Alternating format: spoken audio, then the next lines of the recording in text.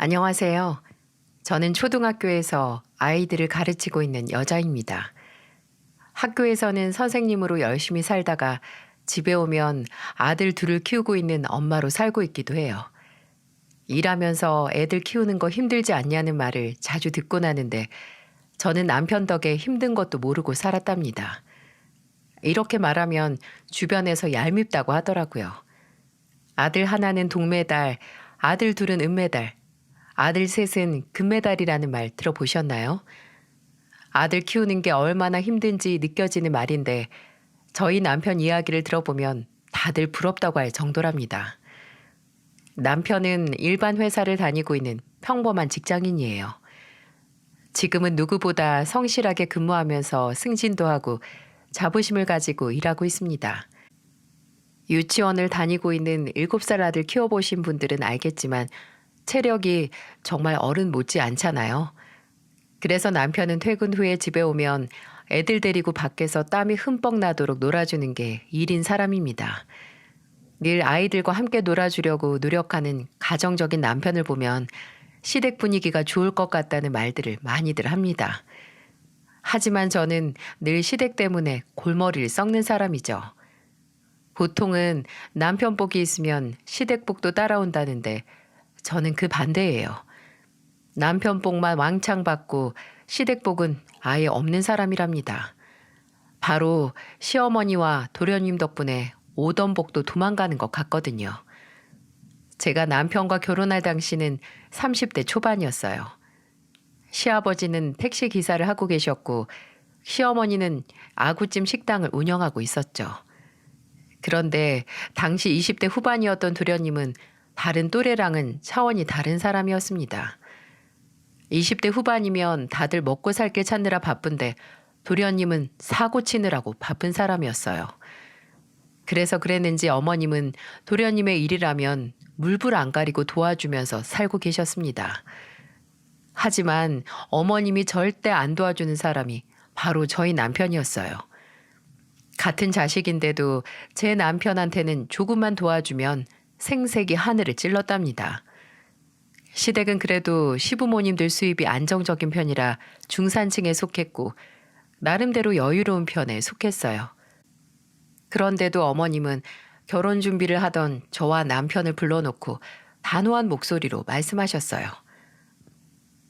요즘 결혼도 알아서들 한다던데 우리 집 정도 되니까 그나마 이 정도 해주는 줄 알아. 땅 파면 3천만 원이 어디서 나오는 줄 알아? 다른 집이면 국물도 없지. 나 정도 되니까 이렇게 도와주는 줄이나 알아. 처음에는 저도 어머님이 하도 큰 소리를 치면서 주시길래 아파트라도 턱하니 주시는 줄 알았어요. 하지만 저희 친정도 넉넉한 평편은 아니었기 때문에 도와주시는 것만으로도 감지덕지했습니다. 남편도 처음에는 그러려니 했고요. 그래서 저와 남편은 시댁에서 받았던 3천과 각자 모아둔 돈을 합치고도 대출까지 더 받아야 했습니다. 그래도 아파트에서 신혼살림을 시작할 수 있다는 게 감사했어요. 남편은 그런 저를 보며 미안하다는 얼굴로 말했습니다. 내가 집은 제대로 마련하고 싶어서 부모님한테 도움 좀 받으려고 했는데 안 된다고 하시네. 미안해. 괜찮아. 우리 살림인데 앞으로 우리가 부족함 없이 채워가면 되는 거지. 남편은 제게 미안한 얼굴로 말했고 저는 괜찮다며 남편을 다독였어요. 저희 친정이 넉넉한 형편이 아니다 보니까 시댁에서 보태주신 3천만 원도 감지덕지라고 생각했어요. 하지만 문제는 신혼집에 대출이 있냐 없냐가 아니었어요. 바로 시한폭탄 같던 도련님이 진짜 문제였답니다. 결혼하고 3년 정도는 아무 문제 없이 잘 지냈어요.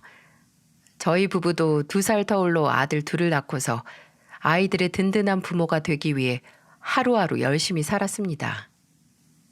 저희 부부가 3년간 가정을 꾸리는 동안 도련님은 어땠는 줄 아세요? 하루라도 그냥 넘어가면 온몸에 알레르기라도 나는 사람처럼 살았습니다. 남편이 성실하게 일하는 개미 같은 사람이라면 도련님은 딱 배짱이 같은 타입이었죠. 그것도 인생은 한 방이라고 외치는 사람 말입니다. 결혼 당시에도 백수였던 도련님은 3년이 지나도록 뚜렷한 일자리 없이 도박에 빠져 있었어요. 그런데 이런 도련님을 도와주던 분이 어머님이라면 믿어지시나요? 이 사실을 알게 된 건 신혼초 어머님 가게에서 아구찜을 포장하려고 갔다가 알게 된 사실이었습니다. 가끔 어머님 가게에 들러서 아구찜을 포장하기도 했는데 그날도 어머님 가게에 우연히 들렸다가 도련님과 어머님의 대화를 듣게 된 거예요. 도련님은 어머님 가게에서 떼를 쓰면서 말했습니다. 이번에는 진짜 확실해.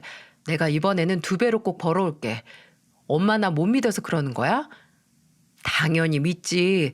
우리 아들을 내가 안 믿으면 누가 믿어. 일단 엄마가 200만 원 먼저 보내줄게.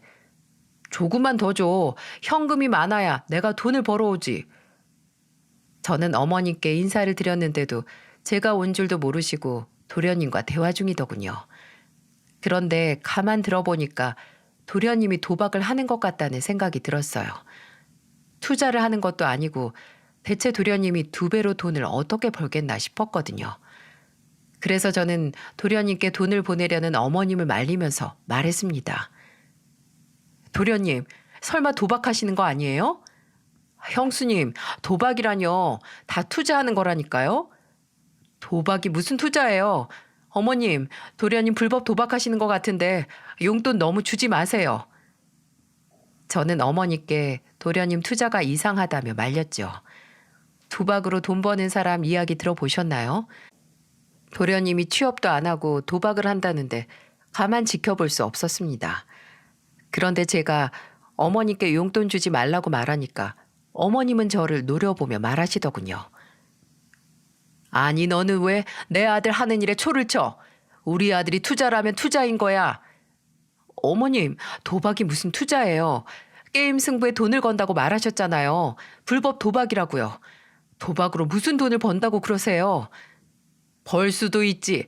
네가 이렇게 초를 치니까 될 일도 안 되는 거야. 어머님은 도련님 말이라면 철석같이 믿고 사셨습니다. 그러니 제가 무슨 말을 해도 도련님 앞길에 초를 치는 사람으로 보시는 거예요. 이렇게 무조건적으로 지원해주는 어머님이 있으니까 도련님이 철들 틈이 있겠습니까? 결국 어머님이 도련님을 무조건 도와준 결과 도박에 빠져서 몇 년을 허비하고야 말았네요. 그뿐만이 아니었어요. 돈도 없고 미래도 없는 도련님은 여자를 또 왜 그렇게 좋아하는지 여자 관계도 복잡했어요. 여자만 있다면 노래방이고 술집이고 안 가는 곳이 없었습니다. 하지만 어머님과 아버님의 뜻이 같지는 않았어요. 아이들을 데리고 시댁에 갔던 날 아버님이 호통을 치는 소리가 현관까지 울리고 있었습니다. 저와 남편은 무슨 일인가 싶어서 애들을 거실에 두고 안방으로 가봤는데 아버님이 도련님께 소리를 치고 계셨어요. 아니 넌 나가서 일을 하는 것도 아니고 누가 카드를 이렇게 써? 밖에서 대체 뭘 하고 돌아다니는 거야? 나도 사람들을 만나고 살아야죠. 맨날 얻어먹기만 할 수도 없잖아. 그렇게 염치를 아는 놈이 부모 돈은 물 쓰듯이 막 써도 되는 거냐? 맨날 집구석에서 놀기만 하는 놈이 카드를 400만 원이나 쓰는 게 있을 수나 있는 일이냐? 아버님은 도련님께 카드 내역서를 던지며 소리를 지르셨어요. 세상에 혼자서 한 달에 400만 원을 쓰는 게 이해가 가시나요? 저는 아버님이 참 점잖은 분이라고 생각했는데 그날 도련님께 화내시는 걸 보니까 다른 사람 같았습니다. 제가 부모라도 자식이 정신 못 차리고 400만 원을 흥청망청 쓰고 다녔다고 생각해보면 아버님이 화내실 만도 하다고 생각했어요. 그런데 어머님은 사고만 치는 도련님이 뭐가 그렇게 안타까운지 아버님을 말리면서 말했습니다. 아니 왜 자꾸 아들 기를 죽이고 그래요? 당신이 맨날 저렇게 구박만 하니까 나가서 기도 못 펴고 살잖아요. 기를 못 펴는 게 아니고 머리가 나쁜 거야. 당신이 이렇게 감싸니까 저놈이 아직도 정신 못 차리는 거라고. 저놈 자식 카드 당장 뺏어. 결국 도련님은 카드를 뺏기고 말았고 어머님도 한 번만 더 도련님께 신용카드를 주면 도련님을 아예 집에서 내쫓겠다면서 말씀하셨어요. 이 정도로 된통 당했으면 안 도와줄 법도 한데 어머님은 30이 넘은 도련님을 품 안의 자식처럼 계속 도와주고 있었습니다. 이런 걸 자식 사랑이라고 봐야 할까요? 시간이 지날수록 어머님의 도련님 사랑은 사그라들 줄 몰랐습니다. 어머님이 도련님 일이라면 무조건적으로 도와준 결과 도련님은 제 아이들이 7살과 5살이 되던 해까지도 정신 나간 사람처럼 살았어요. 그런데 저는 망나니 같은 도련님이 저희 아이들에게 해가 되는 존재가 될 줄은 꿈에도 몰랐답니다. 어느 날 남편이 집에 왔는데 아이들이 집에 없다면서 제게 전화를 했던 거예요. 저는 학교에서 일을 끝내고 나오다 남편 전화를 받고 깜짝 놀랐습니다. 그래서 허겁지겁 집까지 달려갔어요. 그런데 저는 집으로 가다가 도련님을 마주치고 깜짝 놀라고 말았어요. 바로 도련님이 오토바이에 첫째를 태우고 운전을 하고 있었던 거예요. 가족 중에 누군가 오토바이 탄다고 하면 어떤 기분이 들 것 같은가요? 저는 오토바이 타고 아무것도 모르고 신나 있는 첫째에게 달려갔습니다. 도련님은 길가에 오토바이를 세우고 저를 보면서 환하게 웃으면서 말했어요. 형수님, 제가 애들 데리고 드라이브 좀 시켰어요. 도련님, 애를 태우고 왜 오토바이를 타세요? 이러다가 사고라도 나면 어쩌시려고요? 사고 안 났잖아요. 왜 화를 내고 그러세요? 기껏 애들 봐줬더니. 저는 위험하게 오토바이를 타는 도련님께 화를 냈는데 도련님은 도리어 제가 화를 낸다면서 또 화를 내더군요. 정말 기가 막혔습니다. 유치원생 데리고 오토바이 타고 돌아다닌다고 하면 좋아할 부모가 있겠어요? 너무 화가 났던 저는 어머님께 전화를 걸었죠. 도련님이 오토바이 살 능력이나 있었겠습니까? 누가 봐도 어머님이 사줬을 게 뻔하니까요. 그래서 저는 어머님께 전화를 걸어서 화를 내듯 말했어요. 어머님, 설마 도련님 오토바이 사주셨어요? 배달 일해보겠다고 해서 하나 사줬는데 왜 그러니? 이젠 내가 그런 것도 허락받아야 되니? 오늘 도련님이 저희 애들 데리고 오토바이 타신 거 알고 있으세요? 글쎄, 애들 둘 다 데리고 나가서 번갈아 가면서 태우고 다니셨다니까요. 애들 놀아줬으면 고마워해야지. 너도 참 뻔뻔하다. 어머님의 말에 어안이 다 벙벙하더라고요. 이 상황이 정말 제가 잘못한 건가요? 저는 속이 터져버리는 것 같았답니다. 결국 옆에서 보다 못한 남편이 전화를 바꿔들고 어머니께 말했어요. 애들이 어리니까 다시는 오토바이 못 태우게 하세요. 배달 일은 안 하고 동네만 한량처럼 돌아다니는 건 알고 계세요? 제발 해달라는 것 좀 다 해주지 마세요. 그러다가 정말 큰 사고 쳐요. 남편은 어머님께 당부하듯이 말했고 어머님도 마지못해 알았다고 하시면서 전화를 끊었습니다. 저는 도련님이 생각 없이 사는 게 저희 가족한테 이런 영향을 끼칠 줄은 미처 몰랐네요. 그날 애들한테 큰 사고라도 난 줄 알고 가슴이 철렁 내려앉았어요. 저와 남편은 도련님께 다시는 애들 데리고 오토바이 타지 말라면서 신신당부를 했습니다. 솔직히 누가 좋아하겠습니까? 그런데 결국 도련님은 사고를 치고 말았습니다. 오토바이를 타고 골목길을 빠르게 지나가다가 결국 길 가던 행인이랑 접촉사고가 나고 만 거예요. 정말 아무것도 안 하면서 참 가지가지 한다 싶지 않습니까? 아버님은 도련님이 접촉사고를 내자 노발대발하면서 말씀하셨어요. 네가 사고 쳤으니까 알아서 수습해. 감방을 들어가든지 합의금을 구해오든지 제발 나가서 사람 구실 좀 해봐. 아버지, 제발 한 번만요. 이번만 도와주시면 정말 정신 차릴게요. 내가 네 말에 한두 번 속아? 이런 배은망덕한 놈아. 도련님은 아버님께 싹싹 빌면서 말했지만 아버님께 씨알도 안 먹혔어요. 아버님은 어머님과 다르게 도련님께 단호했습니다. 하지만 다친 사람이 있는데 어쩔 수 있었겠어요? 결국 아버님은 도련님을 도와줄 수밖에 없었죠. 그리고 다친 사람과 합의가 끝나자 도련님 오토바이를 바로 처분하셨고요. 골칫덩어리 같은 걸 없애버리니까 속이 다 시원했어요. 그런데 어머님은 그 와중에도 아버님을 보면서 도련님 걱정을 하면서 말씀하시더군요. 이번에는 우리 아들이 제대로 일하나 했는데 네가 옆에서 초를 치는 바람이 그런 거 아니야? 어머님, 제가 초를 안 쳤어도 도련님은 사고 쳤을 거예요. 하여튼 너도 꼭 네 새끼 키워봐라. 마음처럼 되는지. 어머님은 그렇게 한평생을 도련님을 품고 살려는 사람 같았어요. 어머님은 어쩜 그렇게 도련님 일이라면 물불을 안 가리셨을까요? 그래서 저는 어머니께 왜 이렇게까지 막내 도련님을 감싸는지 물어볼 정도였습니다. 그때 어머님은 도련님이 아픈 손가락이라면서 울면서 말하더군요. 우리 막내 아들이 기회만 있으면 잘할 텐데 마음처럼 안 되니까 얼마나 안타까운지. 이런 게 엄마의 심정이란 거야. 네가 뭐 알턱이 있니? 저도 제 아이들을 많이 아끼고 사랑하지만 어머님의 도련님 사랑은 도무지 이해할 수 없었습니다. 여러분들은 저희 어머님의 막내 도련님 사랑이 이해가 가시나요? 이렇게 허황된 꿈을 꾸는 도련님을 한없이 아껴주는 저희 어머님. 다른 사람들한테는 엄청 깐깐하고 사람 열받게 만드는 재주가 있는 분이셨어요. 특히 저한테 말입니다. 어머님은 온 세상 며느리와 저를 비교하기 바쁘셨죠. 그때가 아버님 생신이라 집에서 밥을 먹게 됐어요. 외식을 하려고 했지만 아버님은 애들 데리고 나가면 제가 힘들다면서 그냥 집에서 편히 먹자고 말씀하시더군요. 아버님은 늘 저와 남편을 대견하게 생각하셨어요. 하지만 어머님은 그날 집에서 아버님 생신상을 준비하는 저를 보면서 비꼬듯이 말씀하셨어요. 다른 집 며느리는 시부모 생일이면 고급 레스토랑을 간다는데 넌 시아버지 생일까지 집구석에서 이게 뭐냐?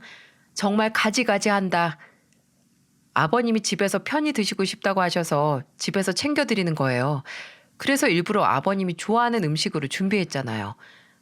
아유, 구질구질해. 넌 좀 다른 집 며느리들 어떻게 하나 보고 배워. 용돈은 뭐 제대로 챙겨오긴 했어? 설마 이런 음식으로 퉁치는 거 아니지? 어머님은 주방에서 바쁘게 움직이는 제가 마음에 안 드셨는지 저를 지켜보며 말했어요.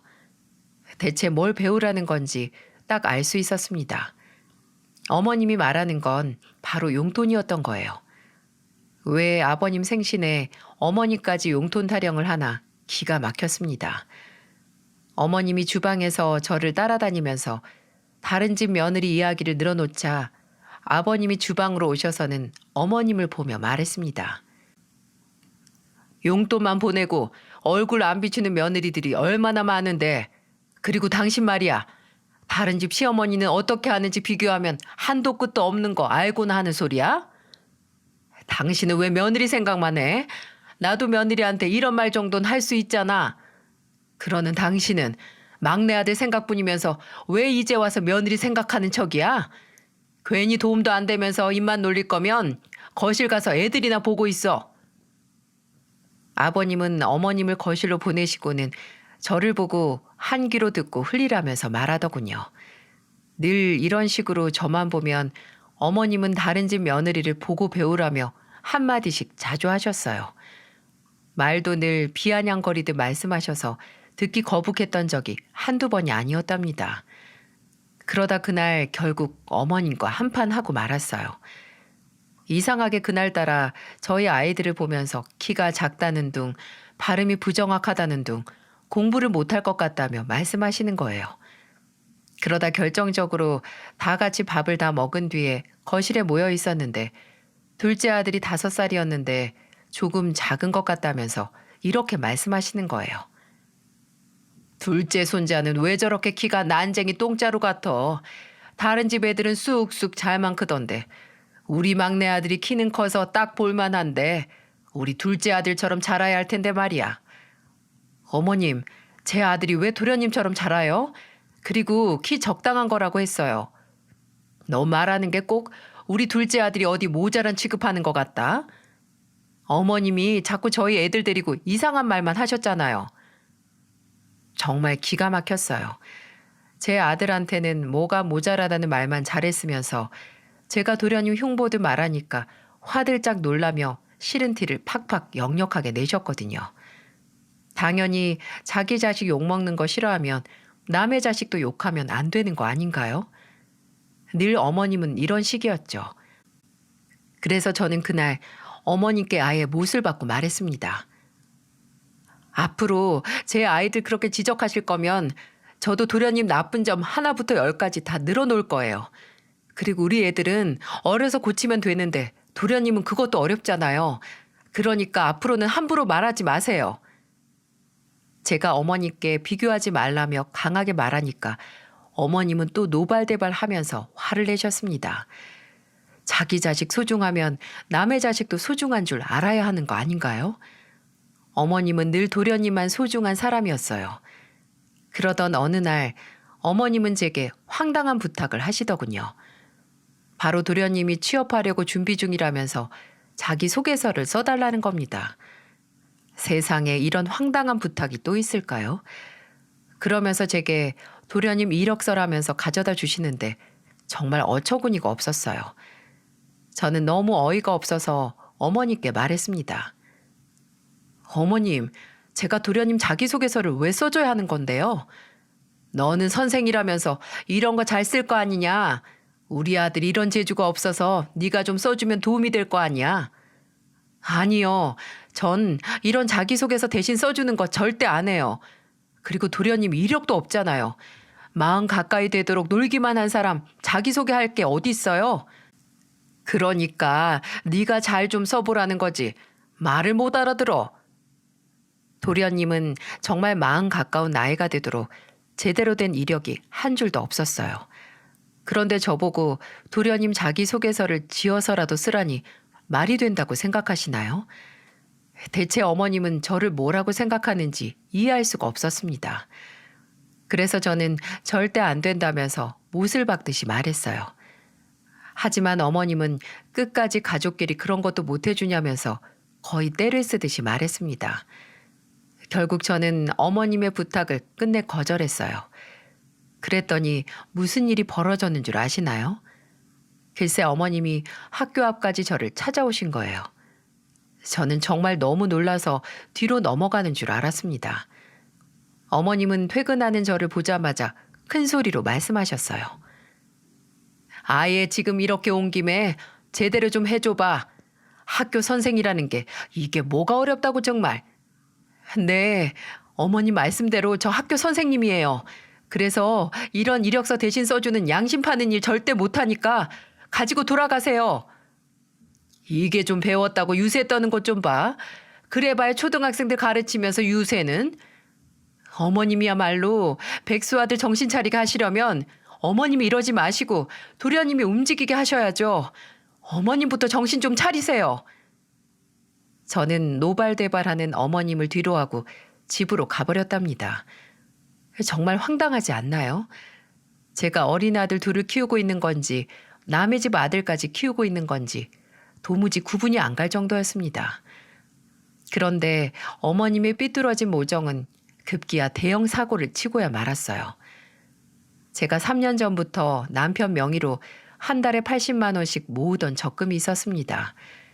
생활비를 아껴서라도 적금은 꼭 넣었던 덕분에 꼬박 3년 동안 3천 가까이 정도 되는 돈을 모을 수 있었어요. 그 무렵이 아마 도련님 취업이 됐다면서 어머님이 동네방네 떠들면서 기뻐하실 때였던 것 같습니다. 저는 꿈에도 몰랐어요. 시집 오고 9년 만에 취업에 성공한 도련님 소식이 저희 가정에 악영향을 끼칠 거라고는 상상조차 못했습니다. 그때는 드디어 도련님도 밥벌이라는 걸 하는구나 하고 좋아했죠. 하지만 도련님이 보험 영업사원으로 취업을 했다고 했을 때 의심을 했어야 했습니다. 바로 어머님이 저도 모르게 남편에게 위험한 부탁을 하고 계셨어요. 어느 날 통장 정리를 하면서 알게 된 사실이었는데 제가 3년 가까이 생활비 아껴가면서 모아둔 적금이 없어진 겁니다.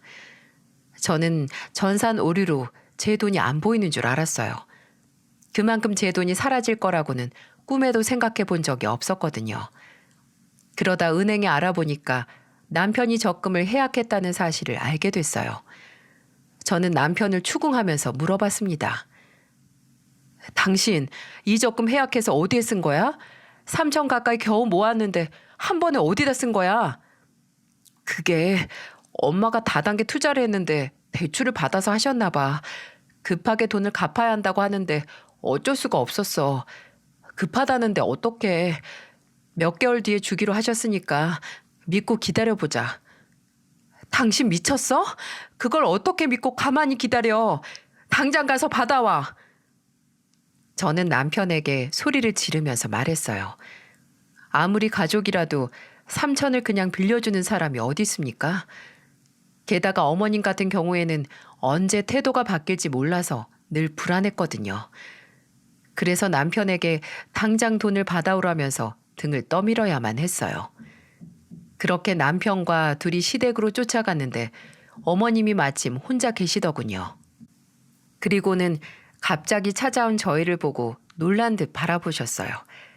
저는 망설일 것도 없이 어머님 앞으로 가서 말했습니다. 어머님, 3천만 원 빌려가셨다면서요? 저희 그 돈 필요해요. 그러니까 바로 갚아주세요. 아니, 내가 내 아들 돈 빌렸는데 네가 뭔데 돈을 내놓으라고 난리야? 그거 남편 명의로 가입한 것뿐이지 제가 넣은 돈이에요. 그러니까 얼른 주세요. 제가 어머님을 보면서 단호하게 말하자 남편도 옆에서 거들면서 말하더군요. 그 돈 주세요. 제가 생각이 짧았어요. 부부인데 상의도 안 하고 혼자 결정했어요. 그게 그 돈 투자한 게 아니고 막내 보험회사 영업사원으로 간 거라서 차가 필요하다고 하잖니.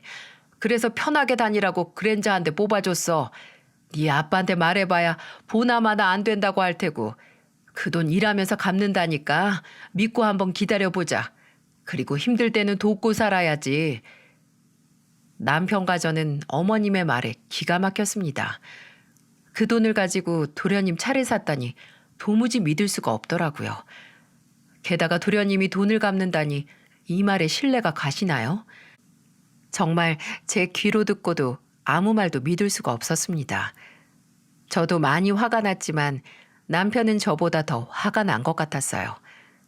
그럴 만도 했던 게 남편은 그동안 도련님한테 가려져서 아무런 지원도 못 받고 컸다고 했습니다.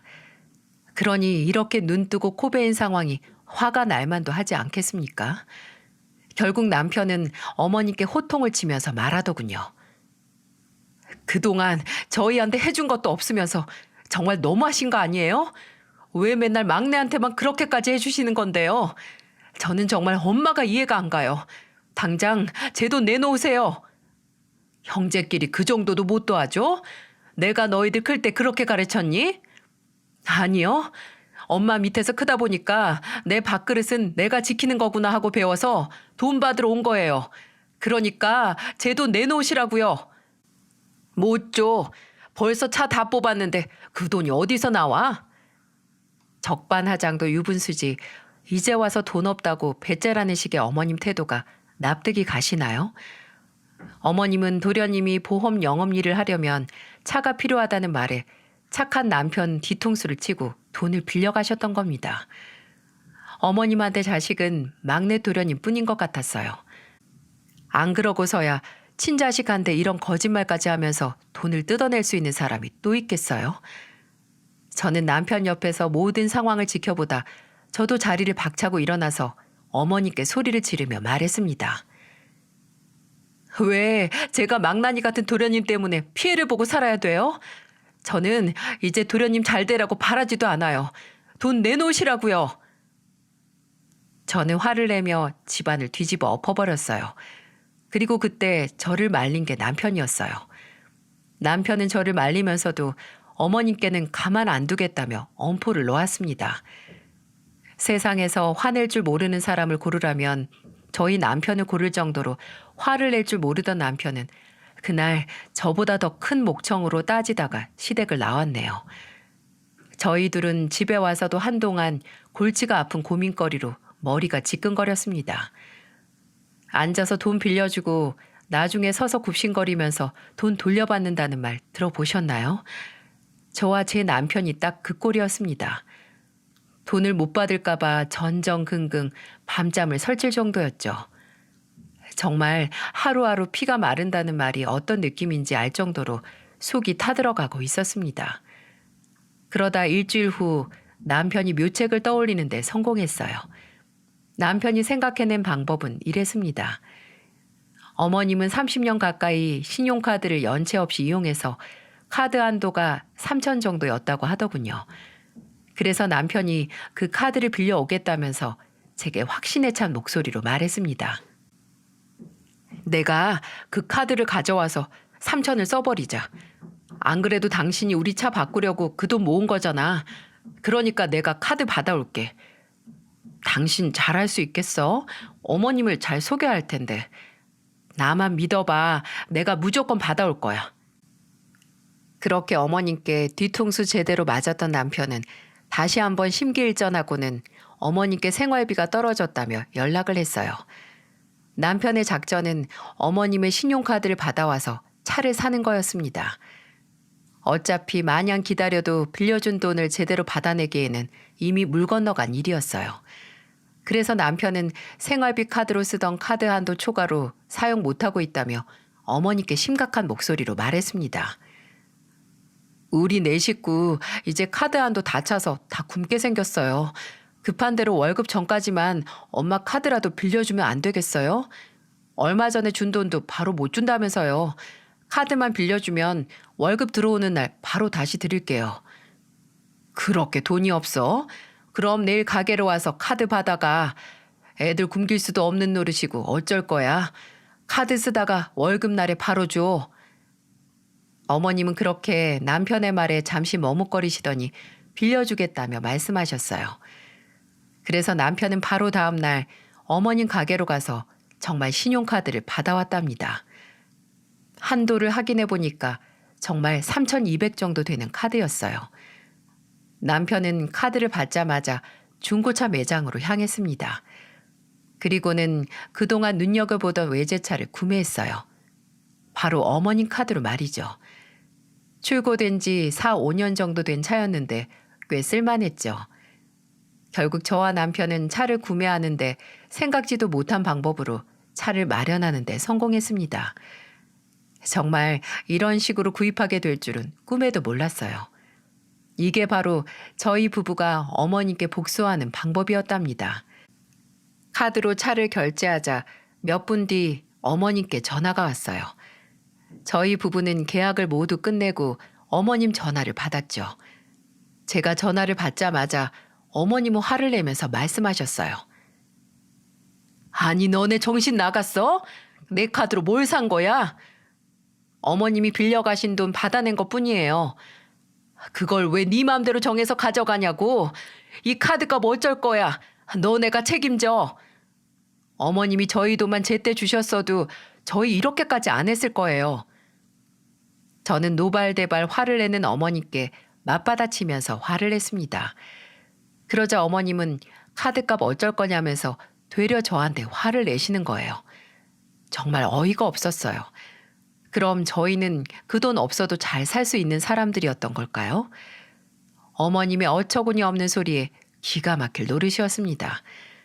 그래서 저는 헛웃음이 다 나올 정도였는데 그때 남편이 전화기를 뺏어가서 대신 전화를 받으며 말했어요. 엄마야말로 저를 제대로 정신 차리게 했네요. 왜 그동안 엄마랑 동생 때문에 이렇게 살았나 모르겠어요.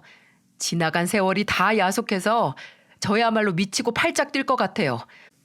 저 속이고 받아간 돈 갚은 거라고 생각할게요. 내가 갚는다고 했잖아. 내가 떼먹기라도 할까 봐 그러는 거야? 정말 미쳤구나. 그동안 제가 동생 때문에 많이 양보하고 살았잖아요. 대체 언제까지 그래야 하는데요? 결국 그날 남편은 어머님께 그동안 쌓였던 서름을 모두 털어내며 어머님과 긴 통화를 했습니다. 대화라고 하기에는 거의 반 싸우는 소리였어요.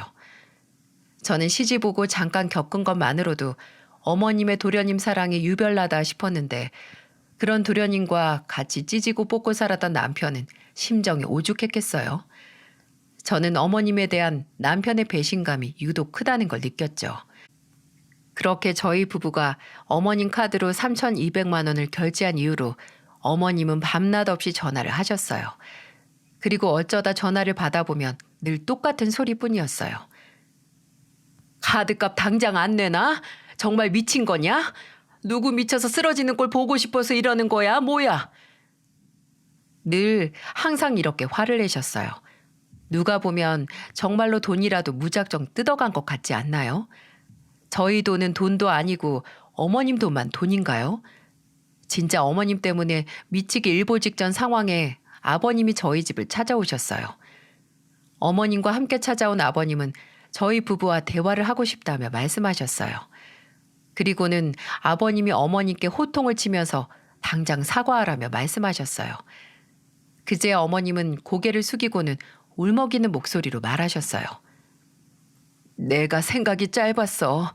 막내가 취업하면 다 될 줄 알고 그랬는데 정말 미안하다.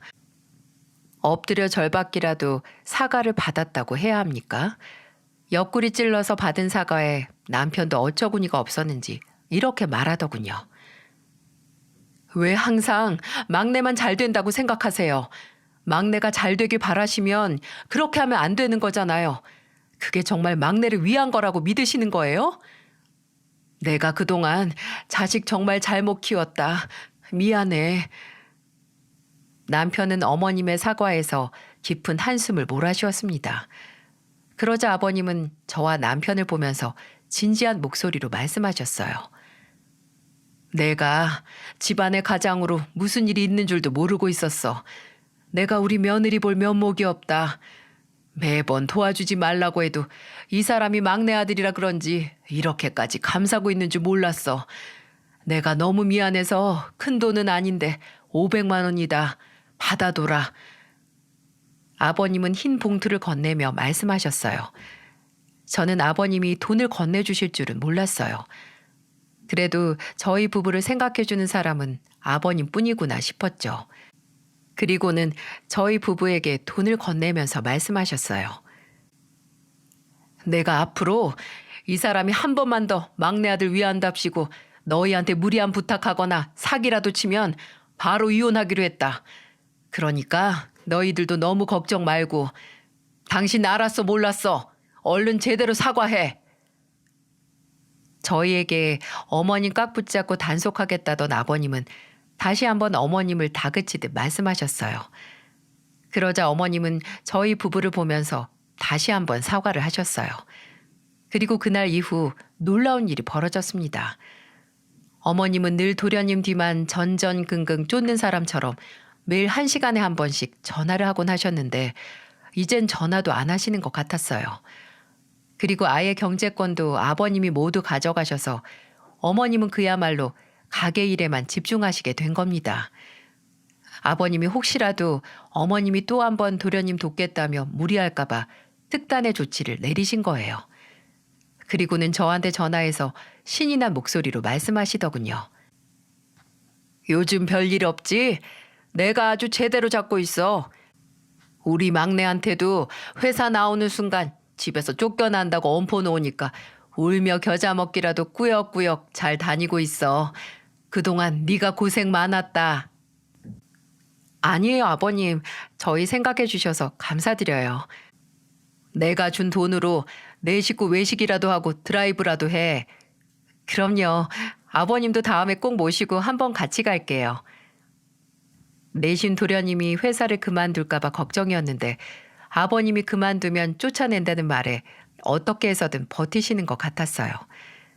이제는 도련님도 혼자서 사는 법을 배울 수 있도록 어머님이 잠시 도련님께 신경을 끄는 게 좋을 것 같았습니다. 이렇게 크게 뒤통수 한번 맞고 나니까 정신이 번쩍 차려졌어요.